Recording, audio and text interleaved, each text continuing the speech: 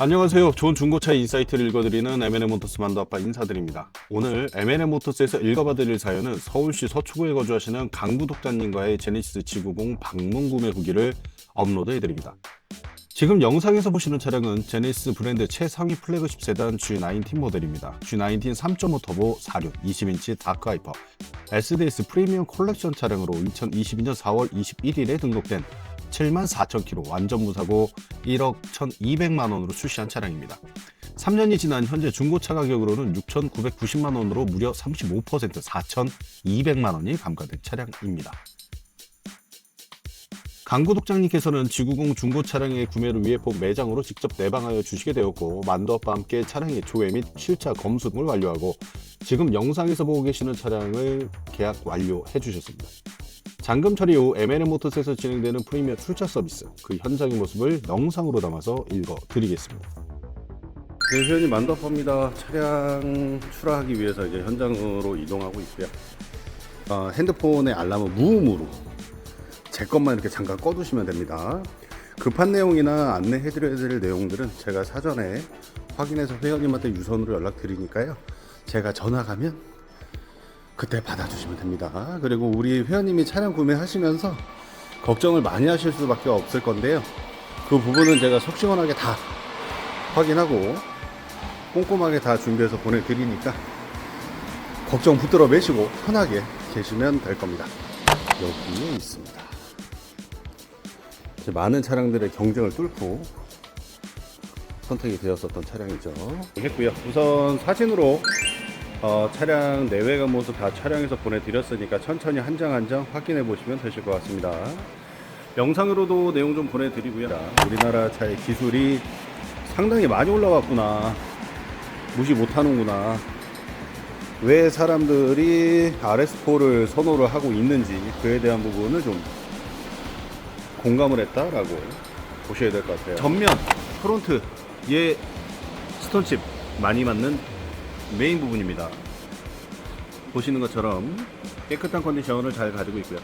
뭐니뭐니 해도 이 차량 같은 경우는 도장이 없다라는 게 가장 큰 장점 아닌가라는 생각을 해요. 저희가 뭐 여기에 있었던 차량들을 많이 봤었는데 그때 차량들이 기스가 좀 많이 있었죠. 도장도 많고. 지금 육안으로 다시 체크해봐도 그런 부분들은 확인되지 않습니다. 전면 부분이고요. 그리고 운전석 앞바퀴 쪽 휠에 기스나 없어요. 깨끗해요. 디스크는 좀 봐야 될 것 같습니다. 약간 좀 녹이 나 있는 듯한 느낌이 좀 있어서 요거는 오늘 회원님 제가 현대 갈 거니까 현대 가서 체크해 볼게요. 타이어 트레이드는 대략 한 40에서 50% 정도 남았다라고 보시면 되는데, 이 타이어가 또 미쉐린 타이어예요. 타이어 중에서 가장 비싼 타이어. 생산 연월일로 보면 도심이 탄 자국은 확실히 나고요. 아무래도 차가 태생이라는 게 존재하거든요. 이 아이 같은 경우에는 태생 자체가 대부분 이제 대표님들이나 회장님들이 많이 타시는, 그래도 사회적 좀 지위가 있으신 분들이 타시다 보니까 깨끗한 느낌은 지울 수가 없습니다. 일단 베이스가 좋아야 상품을 만들어내거나 하는 거지, 베이스가 안 좋은 상태에서는 물건 만들기도 어려워요. 지금 후면 부분이고요. 이런 식으로 이제 보시면, 그리고 이런 말씀을 드려요. 안 보이는 부분에 대한 기스는 저는 큰 언급을 하지 않습니다. 그 부분은 양해 좀 부탁드리고요. 불행인지 다행인지는 모르겠지만 내 짝의 생산 연월일이 일치한다. 21년식 타이어의 트레이드가 이 정도 살아있을 수는 없거든요. 그러니까 가능은 해요. 장착을 해놓고 이 차량이 짧은 도로 또는 브레이크를 많이 사용하는 도로가 아니라 이제 시원시원하게 계속 고속주행만 하면 거리만 올라가고 브레이크 사용을 많이 안 하시다 보니까 타이어 마모도 좀 덜한 차량들이 있습니다. 브레이크 패드, 디스크, 타이어는 운행 스타일하고도 많은 연관을 좀 가지고 있습니다. PPF도 잘 발라놨어요. 기포 하나 없네요. 되게 잘 발랐네요. 어느 업체인지는 몰라도 PPF를 이 정도 회원님이랑 1차 검사 했었던 것처럼 차량에 대한 만족도는 상당히 큰 편을 하겠습니다. 실내 같은 경우에도 앰비언트가 되게 영상으로 보니까 세게 보입니다. 실제로는 은은한 느낌인데, 뒤쪽에서도 이렇게 눌러보시면 슥 하고 이렇게, 그 다음에 원위치 눌러주시면 한 번에 슥 하고 들어옵니다. 근데 이거는 왜냐면 뭐 아쉽다. 저 소리 나는 거 제가 AS 받을게요. 이 녀석 뒤에 자리도 지금처럼 레스트 기능을 가지고 있습니다. 메모리 시트도 가지고 있고요. 그냥 길게 누르시면 세팅돼요. 띡띡 한 번 누르시면 적용, 두 번 길게 누르시면 세팅. 이렇게. 그리고 이 버튼이 네 짝에 다 있는데요. 이 버튼이 뭐냐면 이 바깥쪽 버튼이 안쪽으로 밀려 들어가잖아요. 근데 예를 들어서 우리가 큰 사고가 발생을 해요. 큰 사고가 발생을 해서 전원이 차단이 됐다. 그 상태면 트렁크 문짝이 다 안 열립니다. 그때 안쪽에서 이 버튼을 쓱 하고 눌러주시면 물리 버튼이 열려요. 이쪽에 캐치가 열리면서 도어가 열리는 구조로 되어져 있습니다. 평상시에 그리고 말씀드렸던 것처럼 이쪽에 있는 커튼, 요거 소리 나는 거, 이게 지금 이쪽이 풀렸어요. 조금 들어오면 요거 제가 교환해다 드릴게요. 이게 왜냐, 카메라로 보니까 좀 지저분해 보이네요. 아닌데 카메라로는 왜냐면 좀 지저분해 보이는데 실제로는 되게 깨끗합니다. 그리고 이런 것도 이제 알려드리면 좋은데, 이 등받이 버튼 있잖아요. RS4는 왜냐면 요거 조정돼요. 뒤로 눕혀지는 거. 헤드레스트도 전동입니다. 수동으로 하시는 게 아니라 지금처럼 오르락 내리락 해서 넣다 뺐다 하실 수도 있고요. 그뿐만 아니라 옆쪽에 있는 레스트 버튼 눌러서 쭉 앞쪽으로 접혀지는 모습 보실 수 있고요. 종아리 받침대가 있는 차량들은 다리를 이렇게 뻗어도 운전석에서 거슬리는 시야가 아니에요. 이 종아리 받침대가 없는 차량들 중에 VIP 시트가 있는 차량들이 이렇게 다리가 이렇게 되거든요. 그럼 운전석 옆에 바로 신경이 쓰여서 쓰기가 좀 애매한 그런 옵션인데, 우리 아이는 후석의 레그룸이 상당히 넓다 보니까 지금처럼 다리를 뻗어도 굳이 눈치 안 보이는 정도. 기본 세팅이 약간 세워져 있는 거예요. 그 상태에서 이렇게 2, 3도만 눕히잖아요. 정말 편합니다. 그리고 뒤쪽은 두 번 터치하시고 슬라이드로 밀어주시면 여러가지 인포테인먼트 공조부터 시작해서 시트, 블라인드, 그리고 얘는 이제 카트리지가 저 글로브박스 아래쪽에 들어가집니다. 그래서 방향제를, 외부 방향제를 쓰셔도 되고 내부 방향제를 쓰셔도 되는데, 내부 방향제가 꽤 비싸요. 비싸다 보니까 실제로는 많이 안 쓰는 부분들이 많죠. 그 다음에 보시는 것처럼 중간 인포테인먼트 암레스트 통해서 이렇게 기능들을 구현하실 수도 있습니다. 뒤에도 마찬가지. 블랙박스가 있었는데 띄었네요. 배선 정리는 해야 될 것 같습니다. 그리고 이쪽에 안에 넣어두시면 핸드폰 그 UV 살균 이런 기능이 있어요. 되는지 고스트 도어가 작동 잘 되는 거를 확인하면서 운전하려고 실내로 들어왔는데요. 기름이 역시나 없습니다. 그래서 일단 제가 좋아하는 화면으로 좀 바꿔놓을게요. 이렇게 전방향 보여줄게요. 증강현실을 쓰실 수도 있고요. 근데 왼쪽에서 AR을 보여주기 때문에 굳이 오른쪽에서 AR 보실 필요는 없고, 여기에서 그냥 주행 방향 3D 놓으시는 게 좀 간편하게 보실 수 있지 않을까 라는 생각을 좀 합니다. 파킹 상태가 되면 이렇게 데일라이트가 불이 들어와져 있어요. 이런 식으로. 우리가 예를 들어서 자동차 극장을 간다거나 또는 차가 세워져 있는 상태에서 파킹 상태에서 사이드 브레이크를 당기시면 됩니다. 자, 당기면 사이드 브레이크가 체결이 되고요. 이렇게 데일라이트 꺼지는 모습을 볼 수가 있죠. 근데 이거를 와이퍼가 지금 보시면 안 보이실 거예요. 와이퍼가 본네트 아래쪽에 숨겨져 있는데요. 하실 때는 시동을 끄시고 와이퍼 블레이드를 위로 길게 밀고 계시면 됩니다. 이거를 모르는 세차장이나 정비소에서 이거 와이퍼 들어올리다가 와이퍼 암하고 후드 엣지하고 닿으면서 페인트를 터트리는 상황이 나오는데, 우리 키는 좋은 기능, 이거 설명하고 출발할게요. 홀드 버튼을 길게 누르시면 사람이 없어도 시동이 걸립니다. 앞으로 전진 버튼 있죠. 이렇게 누르시면 차가 데일라이트에 흰색 불이 들어오면서 쓱 하고 움직여요. 놓으시면 정차. 차량이 알아서 센서 인지를 합니다. 뒤에도 가서 볼게요.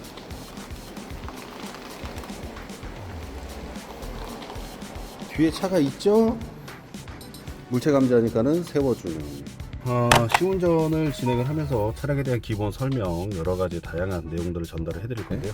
이 창문 문 지금 이거 안 들어가죠? 변속으로 해서 들어가게끔 할 수도 있습니다.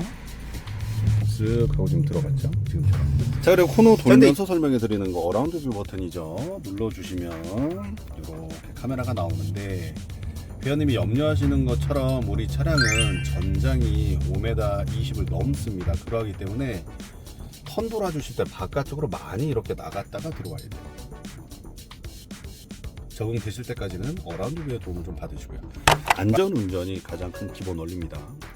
두 번째, 제가 판매하는 차량, 중고차가 판매되는 건 사고 여부와 누유 여부를 판단해서 판매하는 거지 도색 여부, 차량의 컨디션, 이런 부분들은 아쉽게도 중고차를 매매할 때 포함되지 않는 항목입니다. 그래서 차는 꼭 보고 사셔야 돼요 라는 게 이런 부분이에요.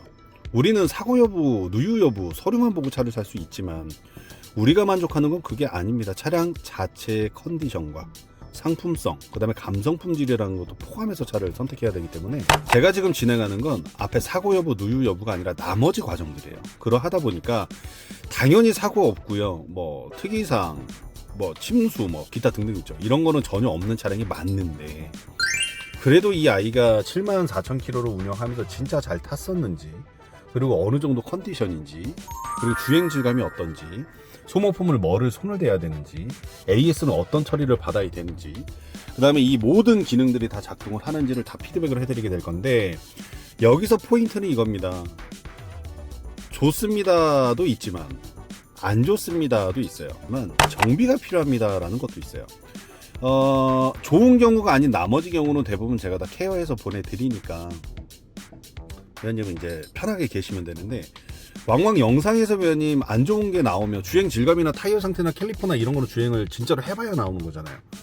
거기서 좀 안 좋아요 라고 말씀드리면 잘못 샀나 이렇게 오인하시는 분들이 있거든요. 절대 그러시면 안 돼요. 제가 지금 체크하는 건 사람이 느끼는 오감각 중에서 감각적인 부분들이에요.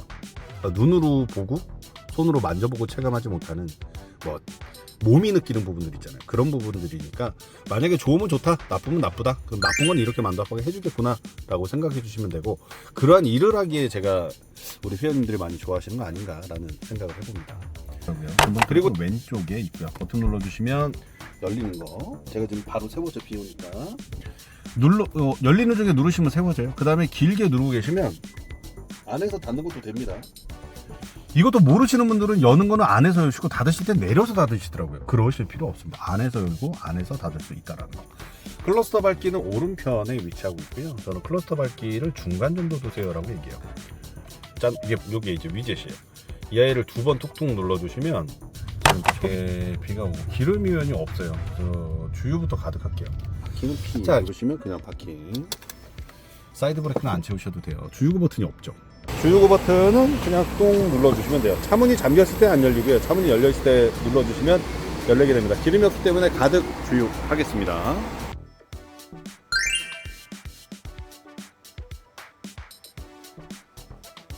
똑같은 연도에 똑같은 연식에 똑같은 운행거리를 탄 차량이라고 해도 차마다 정말 느낌이 너무 다른 것 같아요. 감탄 한번 합니다. 잠깐.